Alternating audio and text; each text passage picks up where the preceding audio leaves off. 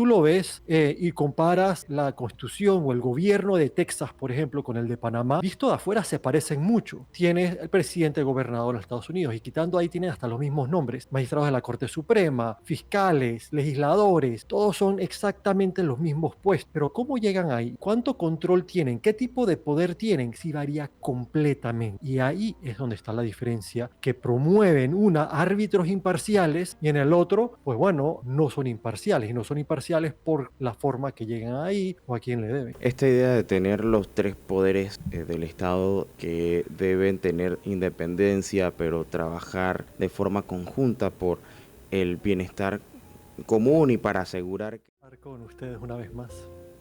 Bueno, ya se siente el ambiente navideño también por Houston. Sí, definitivamente, ya está hace frito y de todo. Ya te vi que estás Fui ahí a, abrigado.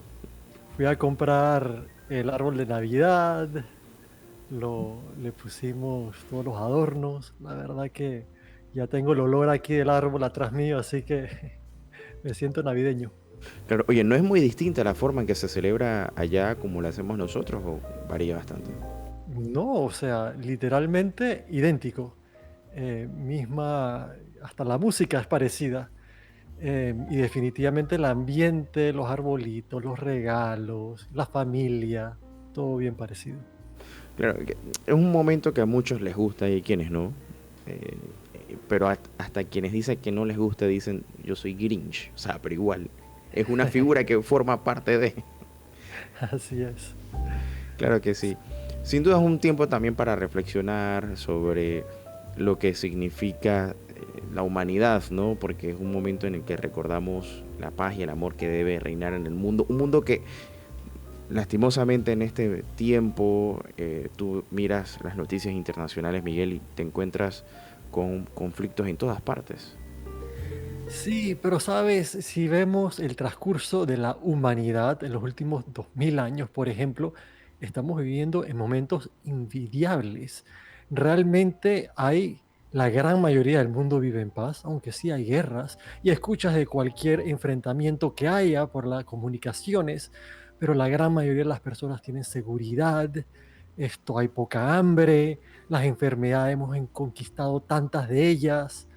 Así que es buen momento. Hay que festejar también lo que hemos podido conquistar y bueno, y seguir hacia adelante, conquistando más de las fallas y poniendo nuestras miras alto. Bueno, y tú acabaste de mencionar algo bien interesante, y es cierto, a veces nuestra percepción de la realidad se detiene en lo circunstancial y en esta línea de tiempo en donde nos encontramos. Y hace 2000 años, el hablar del tema constitucional como nosotros lo desarrollamos cada semana no hubiese tenido cabida ni ningún sentido porque la mayoría de los pueblos estaban bajo imperios o tenían estructuras monárquicas. Quitando Grecia, realmente no, era la palabra del rey, la ley. Así que se levantaba el pie izquierdo, el pie derecho, podía ser una ley diferente y cómo se aplicaban.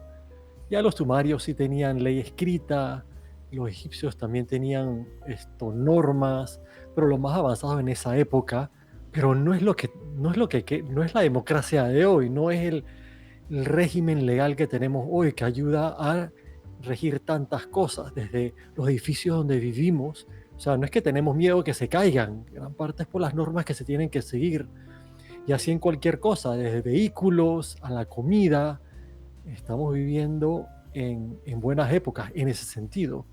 Y bueno, uno lo ve en la edad que el promedio llega. Hace 2000 años estaba en los 30 y ha ido progresivamente subiendo y así un reflejo de esto que tienes menos probabilidad de morir no solamente de enfermedades, pero en guerras, en conflictos de todo tipo, incluso entre familias que hace tiempo atrás, la forma que tú buscabas igualar cuando te robaban algo era ir a venganza, ¿no?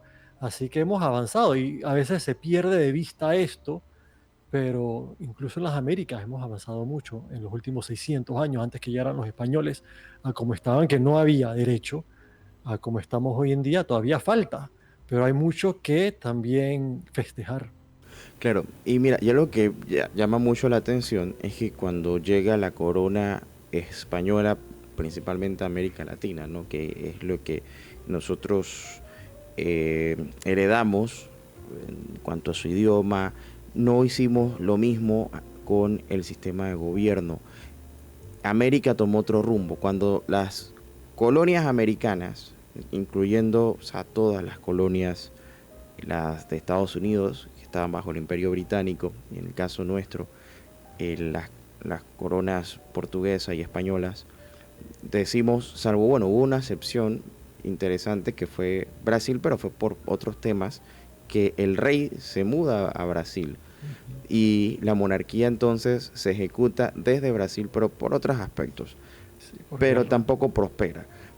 América Latina y la América hispana dice no vamos a optar por la vía de la monarquía, porque dijeron vamos a buscar un sistema de gobierno distinto. Y es aquí en donde entra esta figura de la república y bueno, entran las constituciones, Ujú. pero contrario a lo que pasó de repente en Estados Unidos particularmente, porque Canadá sigue siendo parte de una especie de monarquía constitucional, pese a que sí tiene su constitución, hablemos de repúblicas, ¿no? Estados Unidos toma un camino similar con una república federal con distintas constituciones, pero los resultados no son similares a los que vemos en América Latina. Y eso es precisamente lo que tú traes en tu obra de Estructuras para Crear Justicia, es poner en contraste lo que sucedió Sí, en Estados Unidos y lo que sucede en América Latina. Hoy sigue y el el- debate constitucional. sí, y el estudio de Aaron Acemoglu describe eso de forma excelente, que los motivos de crear un gobierno diferían en los Estados Unidos y en Norteamérica que los incentivos en Centroamérica, Suramérica. Así que incluso si fueran las mismas personas, porque los ingleses también tuvieron incentivos diferentes cuando llegaron a África a conquistar o Asia y crearon diferentes sistemas de gobierno. Y así hoy en día todo tengamos algo que cabe adentro del tema democracia, los rasgos que em, de genéticos todavía provienen los de nosotros de la conquista. Y los americanos, pues bueno, ellos no fue una conquista, sino esto, se mudaron, pues estaban creando un nuevo pueblo para los europeos. Y en una era sistemas jerárquicos donde un grupito chiquito podía controlar las grandes masas de indígenas al principio y bueno, y después a todos nosotros, y eso ha persistido incluso dentro del sistema democrático, que elegimos una persona con demasiado poder, que el sistema hiperpresidencialista que le decimos, y en los Estados Unidos, especialmente en los estados, que son los que rigen sobre las personas, no tienen tal sistema. La democracia la organización interna es completamente diferente. Si tú los ves, y ya hemos hablado de esto anteriormente, si tú lo ves y comparas la constitución o el gobierno de Texas, por ejemplo, con el de Panamá, visto de afuera se parecen mucho. Tienes el presidente gobernador de los Estados Unidos y quitando ahí tienen hasta los mismos nombres, magistrados de la Corte Suprema, fiscales, legisladores, todos son exactamente los mismos puestos. Pero ¿cómo llegan ahí?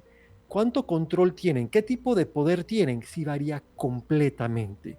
Y ahí es donde está la diferencia, que promueven una árbitros imparciales y en el otro, pues bueno, no son imparciales y no son imparciales por la forma que llegan ahí o a quién le deben.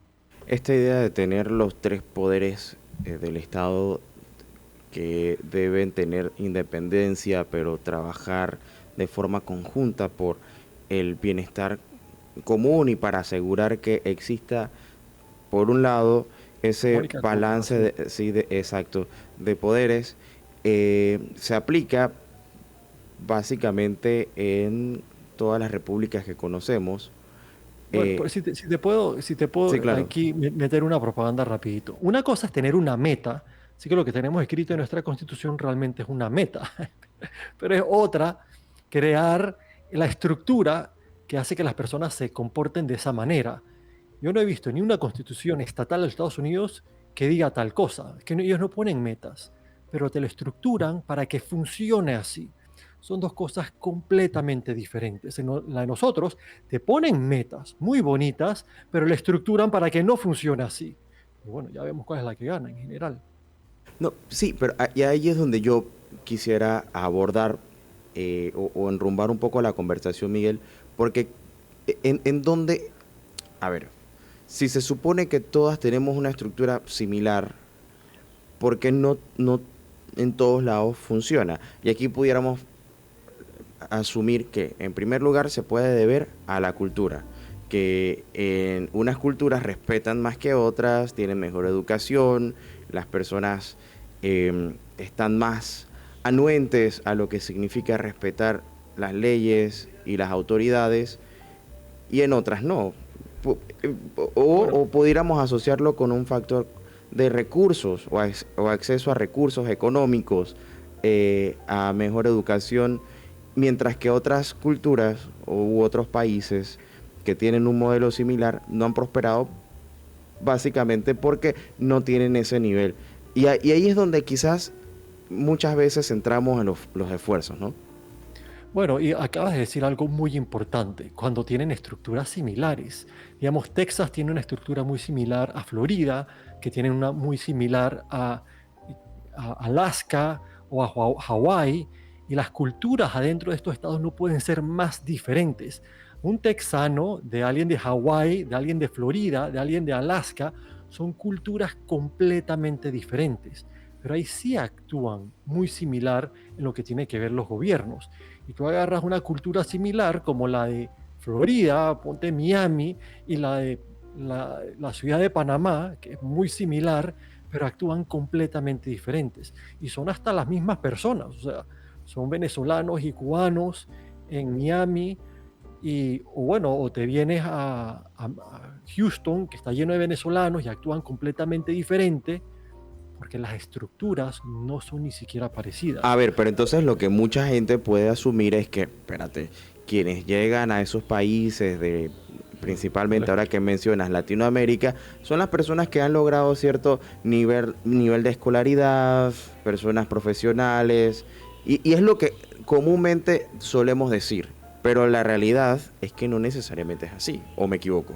Bueno, yo estoy de acuerdo contigo y bueno, Acemoglu habla de eso, que él agarra pueblos entre México y Estados Unidos, donde todos los que viven ahí son literalmente familias, son mexicanos de un lado de la frontera o del otro.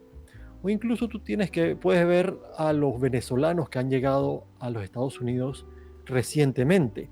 Eran los que estaban antes en control del gobierno en Venezuela, que tuvieron que huir cuando comenzaron a ser perseguidos. Y la razón que perdieron el poder allá era porque lo estaban haciendo tan mal. Pero han llegado a Houston y esas mismas personas están actuando igual que un gringo, uno diría. Entonces, ¿fue la cultura? ¿Fue algo adentro de la persona? ¿O fue en la situación que han sido puestos? En una tienen poder ilimitado y ellos son sus propios árbitros. O sea, entonces si tú eres tu propio árbitro, tú cantas el juego como te da la gana. Y así vamos, pues aquí en Estados Unidos no es así y va cambiando las estructuras. Y quizás ahí es interesante ver los cambios constitucionales que ha habido recientemente, que era un tema que estábamos hablando antes de entrar a la radio, que es bien interesante cómo eh, creamos en América Latina cambios constitucionales que cuando tú escuchas sobre ellos suenan muy parecido al sistema americano, pero siempre te meten el gol por un lado y no te das cuenta lo que están haciendo y es una norma que realmente es imposible. Si realmente sabes leerla, es imposible que funcione bien, porque siempre lo hacen de una manera u otra que termine siendo un político el que se autorregula. Y bueno, y podemos hablar de ese tema quizás después del cambio, pero es bien interesante. Correcto.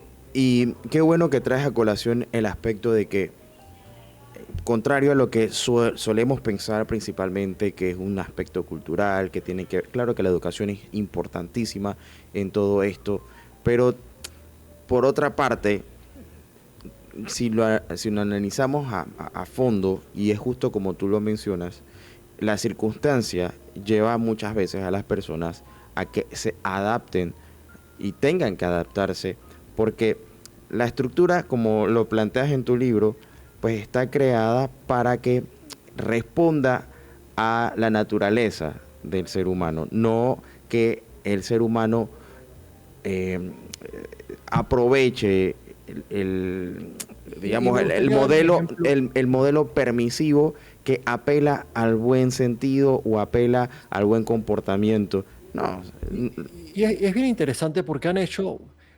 tantas pruebas psicológicas de psicología social que ven cómo las personas en grupo o en repetidos se comportan en dependiendo tú cómo pones la situación en que colocas a la persona. Por ejemplo, en África y en Panamá también lo hacían antes. En las aldeas, cuando una familia, o sea, recién se acaban de casar, necesitaban una casa, el pueblo entero iba y les ayudaba a crear, a construir su nueva casa. En Panamá ocurría eso, en África en ciertos lugares todavía es una parte de la cultura. Así que uno diría, bueno, obviamente es personas pensando en otros únicamente, pero parte de ello era el repago. Tú te sentías obligado a ayudar a otros para que en el futuro te ayudaran a ti o a un familiar tuyo. Así que no era solamente de tú estar haciendo el bien por el bien. Había en la matemática hay un poco más. Y este toca el tema de, en general, cuando pensamos nosotros sobre el altruismo, estamos pensando en la mayoría de nuestras interacciones, que son con personas muy allegadas a nosotros, que tenemos intercambios constantes de día a día con ellos. Un familiar, alguien que trabaja en el trabajo con nosotros, es muy difícil ser mezquinos en esas circunstancias porque te van a castigar. Si tú tienes una relación de mutua ayuda, vas a poder hacer mucho más en ese tipo de circunstancias, donde estás una relación del día al día con la persona. Así que quieres ser buena hasta con extraños que tú ves diariamente, porque la probabilidad es que en un futuro tú necesites una ayuda y ella sea la persona en mejor posición de ayudarte. Y esa persona, en un futuro, también va a necesitar tu ayuda. Así es que nosotros vemos el mundo entero, pero esas son relaciones de uno a uno, del día al día. En la política, en general, no funciona así, es mucho más complejo. El político tú ni siquiera lo vas a conocer, él no te va a conocer a ti. Y si algún día necesitas algo, va a ser una vez que tienes una interrelación con esa persona. Entonces no puedes esperar que por bueno actúe de igual manera. Ya se va complicando la cosa. Son interacciones de una interacción. Y bueno, entonces en esa, y ni siquiera esas interacciones son de persona a persona, puede ser en papel, así que ni siquiera te ven.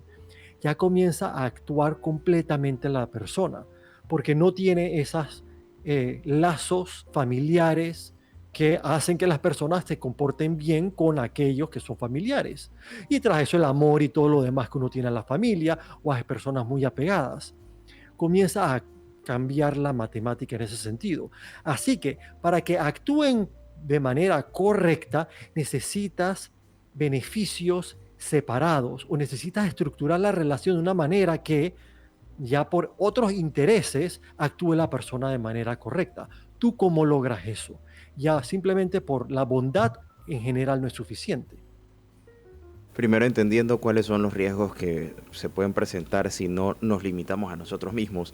Y aquí de repente es donde empezaríamos a preguntarnos qué fue primero, el huevo o la gallina, porque, a ver, si queremos cambiar cosas que directamente nos restan poder, y yo soy el que tiene la potestad de elegir, es complicado, ¿no? Porque yo puedo tener el ánimo de hacerlo, pero al mismo tiempo voy a tener el recelo. Si me resto poder, ¿quién me garantiza que la otra persona a la que le estoy dando el poder va a cumplir? Y ahí es donde se complica un poco el asunto, y eso es lo que quizás podemos hablar a la vuelta del cambio, Miguel, aunado a un aspecto, porque me mencionaste antes de entrar en la entrevista que estuviste participando en una conferencia bien interesante en donde a nivel de la región se estuvo abordando precisamente este aspecto de los cambios constitucionales y pudiéramos abordar un poco de cómo se ha visto en los últimos años o cómo se ha manejado en la región este tema de los cambios constitucionales, que efectivamente, como todo,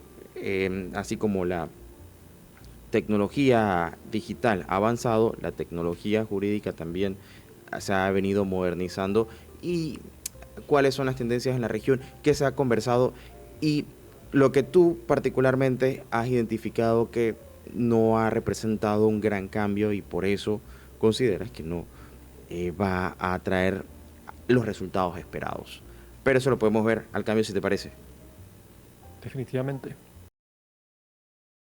Y estamos conversando con el arquitecto Miguel Herros, nos acompaña desde Houston, es panameño, pero ha escrito esta obra muy interesante en 2 tomos, Estructuras para crear justicia, Vanguardias del diseño constitucional, en donde se abordan los aspectos que llevan a la creación de una constitución en Estados Unidos y cómo contrasta con la forma en la que en América Latina concebimos esto de constitución.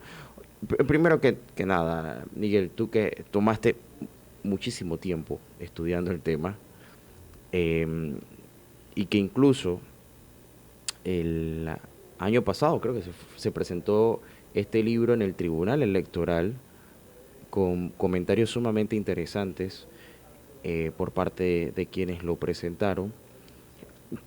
A ver, escuchamos esta palabra, constitución, constitución, constitución, en su esencia, más allá de lo que sabemos que significa, que digamos es esta carta magna, pero ¿por qué se crea una constitución? No sé si en algún momento te hiciste esa pregunta. No, es excelente pregunta. Bueno, primero hay que entender que la Constitución es una ley, simplemente una ley. Y lo especial de ella es que es la suprema sobre todas las otras leyes. Lo que ocurre es que antes de comenzar a regir el gobierno, uno dice, bueno, vamos a crear un gobierno, pero conocemos que no podemos confiar de nosotros mismos para hacerlo bien. Sabemos que si tenemos el poder, vamos a utilizarlo en beneficio propio en vez de en beneficio común. Así que, ¿cómo vamos a hacer para regirnos nosotros mismos? Bueno, vamos a crear una ley que nos va a regir. La ley va a estar sobre el humano, en otras palabras, el imperio de la ley. Y la idea es, vamos a decir, de una manera u otra, o vamos a idear cómo nos debemos comportar cuando tenemos el poder en nuestras manos. Ahora, solamente tener metas no es suficiente, porque así yo me quiera comportar bien hoy, mañana cuando tenga ese poder, lo voy a emplear para mi beneficio si puedo. Así que la ley tiene que hacer más que únicamente la ley principal, la Constitución, hacer más que solamente crear metas. Tiene que obligarnos por un camino. Pero ¿cómo se hace eso? ¿Cómo puedo hoy yo asegurar que una persona o yo mismo mañana se comporte de cierto modo u otro? Ya sabiendo que poner una meta no es suficiente. ¿Qué herramientas en la ley tenemos para obligar a generaciones futuras a regirse por procesos justos, donde los que tomen las decisiones realmente sean imparciales? Entonces, eso es lo que la Constitución está tratando de hacer. Y hay dos puntos de vista. El latinoamericano en general es simplemente una lista de principios y de derechos que las personas deben seguir por amor a los demás. Ese es el sistema latinoamericano. El sistema europeo del oeste y el sistema americano es otra cosa completamente diferente. La alegoría de el canto de las sirenas, que se amarra al mástil para no saltar al mar, sabiendo que no iba a poder aguantar el canto de las sirenas, es más análogo a lo que hacen los americanos. Tú creas un sistema tan dividido que al final ni una persona tiene suficiente poder para poder hacer lo que le da la gana. Y otros grupos tienen suficiente poder para, en el momento que hace lo que le da la gana, poder frenarlo o contrapesarlo. Y bueno, esa es la matemática. Una es, nuestras constituciones son lo que la mayoría de las personas en Panamá entiende por ley, una lista de mandatos, cómo te tienes que comportar. Pero la ley no solamente hace eso, también descifra, bueno, cómo se elige al juez, cómo se elige al procurador, quién lo elige. Es la persona eligiéndolo, la persona que el juez o el procurador debe frenar, y si es así, ¿cómo lo va a frenar entonces? Porque ya va a ser una persona dependiente en la persona que debe frenar, ya es una imposibilidad. Así que comenzamos a ver qué es la Constitución, qué es lo que debe hacer de maneras distintas. Una es, bueno, yo sé que el presidente puso al procurador, pero el procurador lo debería hacer bien porque lo debería hacer bien. Ese es Panamá. En la otra, sabemos que no lo va a hacer bien, tenemos que hacer O, que la o, manera en o, que él llegue a esa posición o sea no otra nos manera. arriesgamos y nos aseguramos de encontrar una forma en donde se elimine el conflicto de interés y con esto también se elimine la incertidumbre de si lo va Así es. a ver, Pero un segundito, pero tú dijiste algo antes muy importante, porque yo estoy hablando antes de que haya un gobierno, pero hoy en Panamá ya hay un gobierno y los intereses es, yo no quiero que me quiten el poder a mí. Y si le doy el poder al otro, ¿yo cómo voy a hacer que lo va a hacer tan bien como lo voy a hacer yo? Definitivamente no lo va a hacer tan bien para mi beneficio personal. Y ya los incentivos en cambiar el sistema son completamente diferentes. Es muy difícil conseguir que lo cambien. Y ese es el problema que estamos metidos ahora mismo. bueno, uno de los debates más importantes que hemos tenido en los últimos años en el país, y hablo de debate como tal, porque el tema minero no fue un debate, en realidad fue más bien todo menos un debate, es el cambio en la ley de la Caja de Seguro Social. Esto ha traído consigo un sinnúmero de posturas a favor, en contra, pero se ha creado el debate, que es positivo. Creo que esto es positivo. Pero algo que me ha llamado la atención poderosamente es que uno, nadie está, digamos, dispuesto a ceder más allá de lo que quisiera ceder. Creo que hay un temor, un miedo al cambio, que eso es normal, tanto a nivel personal como a nivel social o a los niveles que los podamos elevar. Pero esto es interesante porque para poder ver cambios también tenemos que estar dispuestos a cambiar nuestra actitud, pero también desde un inicio la forma de pensar. Entonces, es aquí en donde hay que empezar a romper esos paradigmas en entendiendo eso que mencionabas de por qué es importante hablar de constitución. Bueno, porque es una ley que rige todo lo demás. Creo que el primer código que existió, del que se tiene registro, fue el código de Hammurabi, que precisamente dicta las reglas para una sociedad en caso de que ocurrieran, digamos, hurtos y demás, y hay una serie de códigos que creo que es más un código civil que legal, pero, pero dicta unas normas, ¿no? Y eso al final tiene validez dentro de una sociedad. En el Bueno, caso, ajá, cuéntame. no, sí. Y es el tema que has estado hablando, tocando tú hoy. ¿Qué viene primero, el huevo o la gallina? Y son bastantes problemas. Uno es que uno está cómodo con el sistema existente. Y las personas que han llegado al éxito con el sistema que tenemos. Así que menos incentivo tiene a cambiarlo a algo nuevo. Así prometa que la mayoría de las personas van a vivir mejor en este nuevo sistema, no todo el mundo va a vivir mejor en un sistema nuevo. Si sea el 95% que va a tener más justicia, más oportunidades, hay otros que no y nadie sabe quién está en ese 5%. Y los que le va bien no quieren ese riesgo, ya le va bien para qué. Ese es uno. El otro problema, y es el que a mí más me preocupa, es que ni siquiera estamos pensando en cómo realmente solucionar el sistema. ¿Cuál es ese sistema? A ver, Digamos, a ver, Miguel, y ujú, yo quiero poner un poco en contraste algo, porque nuestra constitución señala que no debe haber fueros ni privilegios. fíjate. En el mundo ideal, eso, eh, bueno, se estaría ocurriendo. Sabemos que no existe tal fueros ni privilegios, porque si no a mí me hubiera tocado un bono en pandemia, cosa que no sucedió, y hubo personas, y ojo, no estoy criticando que no me haya tocado, que no, a mucha gente no le haya tocado, porque hubo personas que realmente no lo necesitaron durante esos periodos, esos momentos.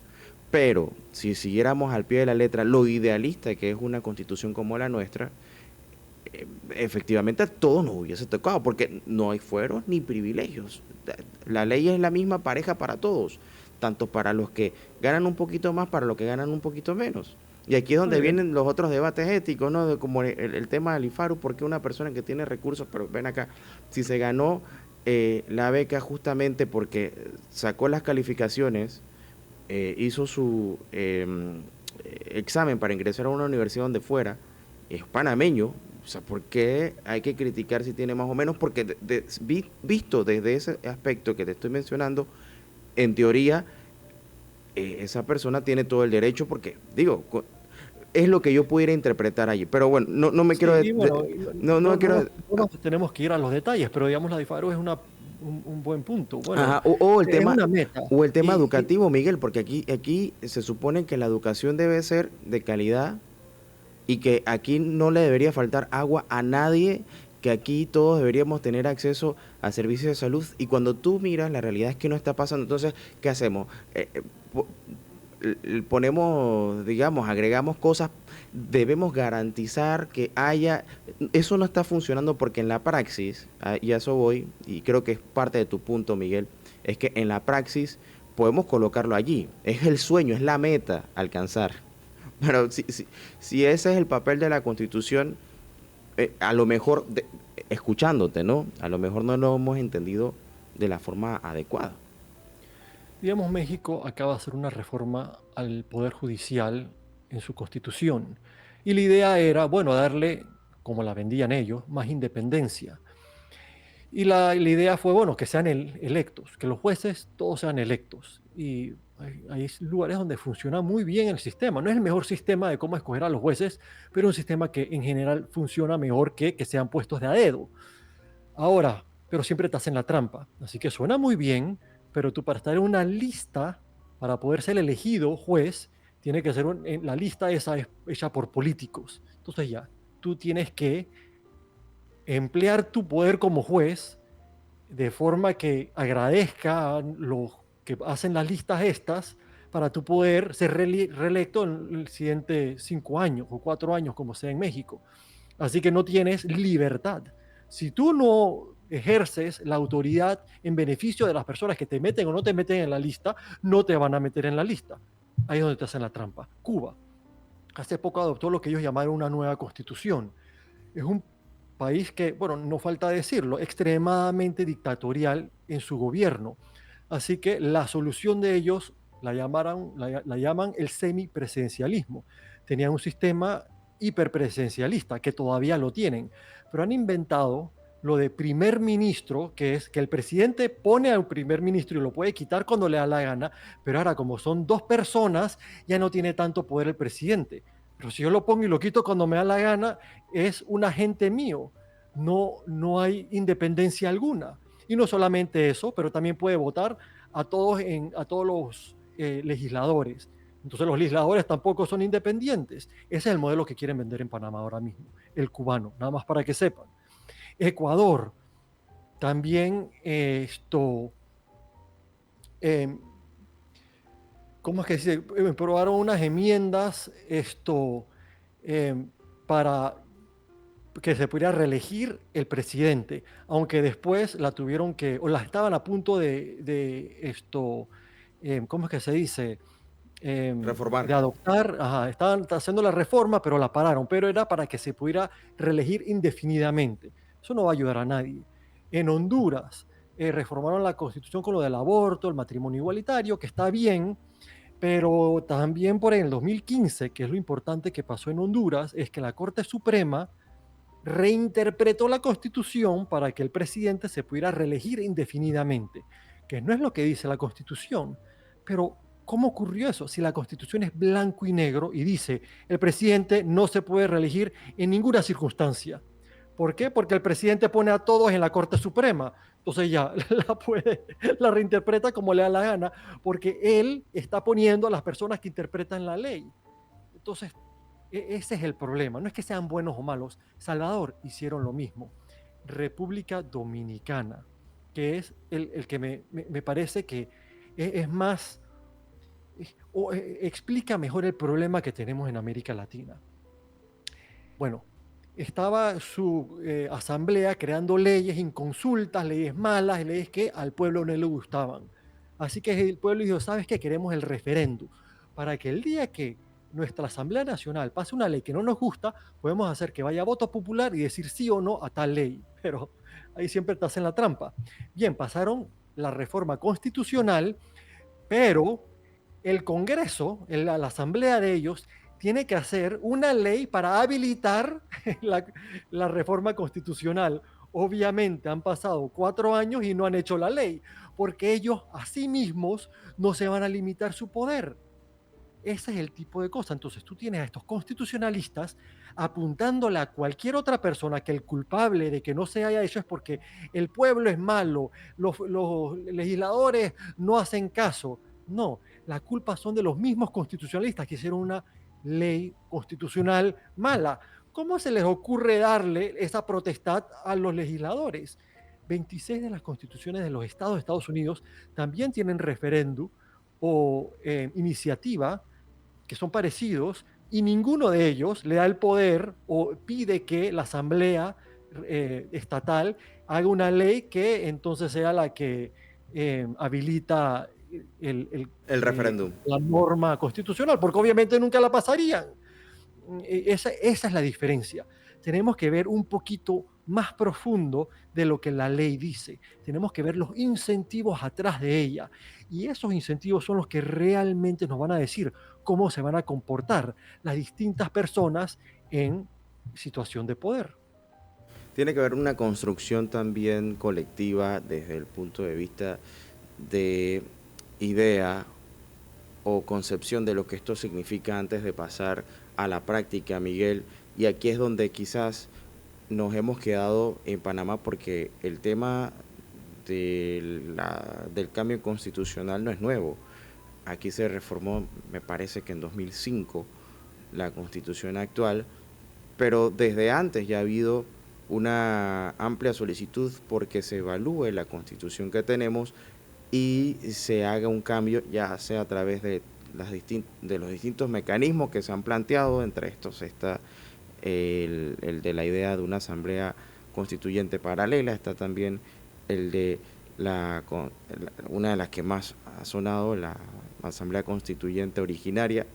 También está el otro aspecto, que fue el que intentó el gobierno anterior de Nito Cortizo, de reformar la constitución actual a través de un paquete que elabora un grupo de la sociedad civil que estaba representado por distintos sectores, que llevaba, digamos, esos cambios que no diré van a ser meramente cosméticos, pero que van en la misma línea de lo que tú has mencionado que está ocurriendo en América Latina, que cambiemos la forma en que escogemos, por ejemplo, a los presidentes, que era una de las propuestas, que pongamos una segunda vuelta, por ejemplo. Pero al final, el hecho de tener una segunda vuelta es para contar con un consenso más amplio de los panameños, pero le damos exactamente el mismo poder a una persona que está en el gobierno para que siga eligiendo en lugar de mirar otros aspectos. Que eso es quizás lo primero que hay que abordar, es entender cómo funcionan nuestras constituciones en América Latina, porque el resultado se está viendo al final es la forma en la que se lleva la justicia a cabo, la forma en que la economía avanza y muchas otras cosas más. Y es interesante que hay que tener mucho cuidado con los temas, digamos cómo te lo venden y realmente lo que hace. Lo de la segunda vuelta es un buen ejemplo. No recuerdo el nombre del caballero que se ganó el premio Nobel de nuevo en economía, eh, porque descubrió que la segunda vuelta, entre otros sistemas, él analizó todos los sistemas electorales y él explica cómo la segunda vuelta matemáticamente le da mayor probabilidad a los extremistas y se ve en vida real. Una segunda vuelta, por los mecanismos que crea, ya tú no estás votando por el mejor de las opciones entre las que tú puedas. Así que, porque puede ser que mi preferida sea el loco más loco de ellos, pero no tiene probabilidades de ganar en Panamá. Así que me voy por uno que tenga mayor probabilidad, que es uno más en el centro de la forma ideológica. Y vemos que todos en Panamá, así tengamos 6 partidos, en general, la gran mayoría son bien centristas en su forma de ver la economía, el poder, todo lo demás. Y vemos países con segunda vuelta y qué locos de verdad tienen en esos países, porque ya no están tratando de ganar, simplemente quieren tener el segundo puesto. Y como todos están pensando así, pueden apelar a las locuras. Y esos son entonces los que terminan en la segunda vuelta. Nosotros queremos que sean locos los que están en nuestro de presidente. Bueno, hagamos la segunda vuelta. Eso de consenso es como te lo venden. Pero al final son grupúsculos que quieren el poder. Y saben que en el sistema de el primero pasa, nunca llegarían al poder. Y bueno, te lo venden como te lo quieren vender. Igual que hicieron en México con lo de los estos jueces, que es para ellos tener más control, los políticos. O como hicieron en República Dominicana, que es un cambio constitucional para que nada cambie. Hay que tener mucho cuidado, no solamente lo que te están diciendo, pero hay que conocer cómo leer la matemática atrás de lo que te están realmente vendiendo. Bueno, y esto es lo que tratamos de hacer, Miguel, aquí justo quizás no decir qué hacer propiamente, sino entender lo que está pasando. Porque a veces se nos venden ideas que pongamos a tal persona y esta persona, mira, y algo bien particular, mira lo que está pasando actualmente en El Salvador, donde Bukele tuvo que haber salido a decir abiertamente que necesita la minería. Un aspecto que me llama la atención es que en Panamá el año pasado se decía que Salvador sacó la minería y que El Salvador está bollando y está avanzando. Bueno, se han dado cuenta de que necesitan ingresos. Se han dado cuenta que, bueno, sí, acabar con la violencia es uno de los aspectos, pero no está entrando el suficiente dinero. Entonces están endeudando y necesitan de cualquier modo posible tratar de levantar su economía y sucede lo siguiente, que cuando las personas empiezan a ver que se han estancado, bueno, las medidas de Bukele probablemente empiezan a ser criticadas. Y es aquí donde, vuelta y digo, soñamos con una figura perfecta y Jesús vino al mundo y lo crucificaron igual. O sea, los mesías, esas personas con buena voluntad, pueden decirnos que la forma de cambiar todo va a ser con los mejores valores y la más alta moral, pero en el mundo perfecto eso no, o sea, en el mundo real ese mundo perfecto no existe. Es aquí Y en un donde... sistema Uh-huh. Y en un sistema clientelista, una persona así nunca va a encontrar el apoyo, o muy difícil que encuentre el apoyo necesario para llegar a ser presidente, por ejemplo. Mientras que necesites el apoyo de los partidos y las personas que te están dando el apoyo quieren algo a cambio y saben que tú tienes el poder ilimitado, van a apoyar a la persona que lo va a hacer bien para ellos. Y así cada persona que está apoyando a la persona que va a hacer algo en beneficio personal, preferiría que fuese una persona que lo haga bien para el bien común. Saben la matemática. Bueno, yo prefiero que todas las otras personas apoyen a una persona buena y que gane, ojalá.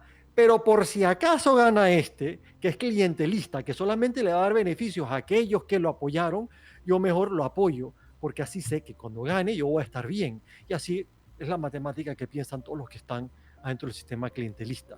Y no es que lo quieran hacer por mal, es porque es el sistema que existe actualmente, porque es como está estructurado el poder adentro de nuestro gobierno, que fue el mismo desde la época colonial, no ha cambiado en ese sentido. Tú tienes que pagar para poder jugar y si no pagas no puedes jugar y tú quieres apoyar a la persona que tú estás seguro que va a usar ese poder para beneficiarte a ti, porque está estructurado así, tiene el control necesario adentro del gobierno. Y cada vez que hablan en nuestros países de derechos y de que necesitamos a personas que lo hagan bien y en la constitución sea una constitución que tenga buenos principios y que el problema es que las personas o los gobernantes no están siguiendo estos principios, por favor conozcan que realmente lo que están haciendo es llevándolo por mal camino. Esas personas que están diciendo eso bien que saben que el presidente ponga a los jueces de la Corte Suprema y al fiscal y al contralor y a todos los demás, nunca va a dar libertad ni va a dar en nuestro país, que es lo que queremos con la mina, que se haga bien, que sean imparciales. La gran mayoría de las personas no estaban en contra de la mina o la minería, estaban en contra del chanchullo que estaban haciendo. Pero bueno, nos venden una cosa que es la moral, que los que vienen, los nuevos que vienen van a, bueno, nosotros sí somos los buenos, y al final terminan, de 2, 3 años después se ven que son las mismas personas, porque somos los mismos humanos. Nada más que no quieren que nos concentramos en lo que realmente tenemos que cambiar. Por eso, nosotros tenemos que tomar el esfuerzo necesario para cambiar el tema un poquito. Y en eso es lo que estamos. Claro, que lo presentan como que, bueno, ellos nos roban porque tienen intereses detrás. Y la forma de hacer que todo funcione es haciéndolo distinto. Por ahí he escuchado una frase que la plata alcanza cuando no se la roban, que es cierto, por supuesto que sí, pero la pregunta es, ¿el sistema garantiza que los conflictos de intereses desaparezcan para que no hablemos precisamente de corruptos y corrupción? Y digo, siempre va a haber la corrupción, creo que eso es indiscutible, no vamos a decir que lo que hay que hacer es erradicar la corrupción, porque ¿cómo lo hacemos? Porque creo que ningún país lo Pero ha logrado, pero sí se se puede puede, erradicar la corrupción estructurada, que es la que exactamente. padecemos en Ujú. Panamá.